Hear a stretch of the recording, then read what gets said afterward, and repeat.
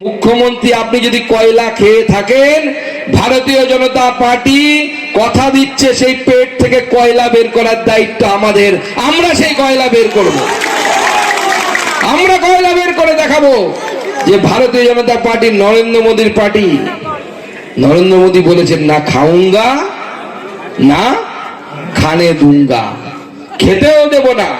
সেটা আমরা বুক ঠুকে বলতে পারি, দুবারের সাংসদ, কিন্তু বুক ঠুকে বলতে পারি কেউ আঙুল তোলে কোন তৃণমূলের নেতার বলার দম নেই যে সুকান্ত মজুমদার দুর্নীতিগ্রস্ত।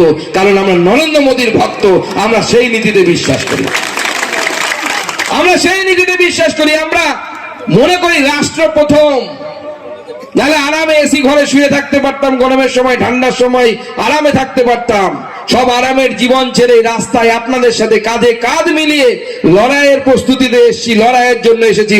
উদ্দেশ্য একটাই, এই পশ্চিমবঙ্গকে রক্ষা করতে হবে, এই পশ্চিমবঙ্গকে বাঁচাতে হবে, না হলে পশ্চিম বাংলাদেশ বানিয়ে ছাড়বে এরা। আর আপনারা পশ্চিম বাংলাদেশে থাকতে চান? থাকতে চান? কেউ থাকতে চায় না, আমরা পশ্চিমবঙ্গে থাকতে চাই না। তাই মমতা বন্দ্যোপাধ্যায় যতই চেষ্টা করুন সেই চেষ্টায় সফল হবেন না। আপনি বলেছিলেন 370 ধারা বাতিল করতে দেব না, সিএ আইন পাস করতে দেব না, ওয়াকআপ করতে দেব না। আপনার বুকের উপর দাঁড়িয়ে ভারতীয় জনতা পার্টি সেটা করেছে, এটা নরেন্দ্র মোদী করে দেখিয়েছে। এবং আপনি বলছেন বাংলাকে জিততে দেব না। আমি এই মঞ্চ থেকে ভবিষ্যৎবাণী করে যাচ্ছি, মুখ্যমন্ত্রী আপনি জীবিত থাকুন, সুস্থ থাকুন। আপনার চোখের সামনে আপনার সাধের তৃণমূল কংগ্রেসকে ভারতীয় জনতা পার্টি শুধু হারাবে তাই নয়, আপনার পার্টিটাকে নিশ্চিহ্ন করে দেওয়ার ব্যবস্থা ভারতীয় জনতা পার্টি করবে। মনোজ ভার্মা যিনি কলকাতা পুলিশের সিপি আছেন, প্রিয়ব্রত রায়, সব একসাথে পৌঁছে যাচ্ছে। নন্দিনী চক্রবর্তী বলছে ইডিকে আটকাতে হবে, ইডিকে আটকাতে হবে। আর দিদিমণি কিছুক্ষণ পর সবুজ ফাইল নিয়ে বেরোচ্ছেন। সবুজের ফাইলের মধ্যে যে কি আছে, সাইকেলের নামও সবুজ সাথী, ফাইলের নামও সবুজ ফাইল। আর এই সবুজ ফাইলের মধ্যে যে কি আছে সেটা যদি একবার বেরিয়ে যায়, মুখ্যমন্ত্রীর আর উপায় নাই, জেলের ভেতরেই থাকতে হবে। সেই ব্যবস্থা কিন্তু আগামী দিনে হচ্ছে। সুপ্রিম কোর্টে গেছিল, দুটো দাপড় তাবড় উকিলকে সেখানে নিয়োগ করেছে। অভিষেক মনু সিংভি একবার দাঁড়ালে পরে 7 লাখ 10 লাখ টাকা করে দেয়।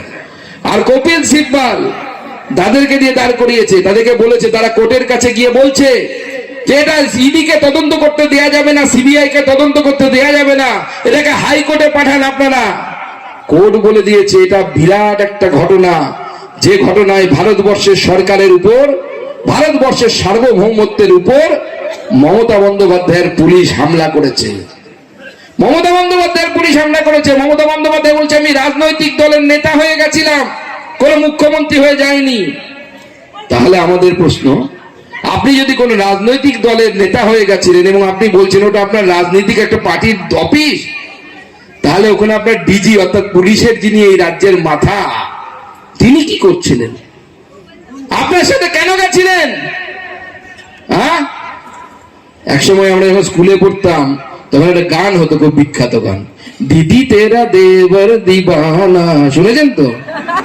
এখন তাই পশ্চিমবঙ্গের লোকজন বলছে দিদি তেরা ডিজি দিবানা। যেখানে মুখ্যমন্ত্রী যাচ্ছে ডিজি তার পেছন পেছন চলে যাচ্ছে, যেখানে মুখ্যমন্ত্রী যাচ্ছে সেখানে তার ডিজি পিছন পেছন চলে যাচ্ছে। ডিজি মানে হচ্ছে ডাইরেক্টর জেনারেল অফ পুলিশ, যিনি পশ্চিমবঙ্গের পুলিশের মাথা বা পুলিশের হেডমাস্টার বলতে পারেন। তার কাজ মুখ্যমন্ত্রীর পেছন পেছন যাওয়া। মুখ্যমন্ত্রীকে যারা সিকিউরিটি দেয় তারা যাবে, তার কাজ কি? তাই মুখ্যমন্ত্রী তাদেরকে নিয়ে সেখানে গেছিলেন। কোর্ট বলে দিয়েছে না, কালকে খুব চেষ্টা করেছে যে সুপ্রিম কোর্ট থেকে মামলাটা নিয়ে হাইকোর্টে নিয়ে এসো। হাইকোর্টে নিয়ে গেলে কি হবে?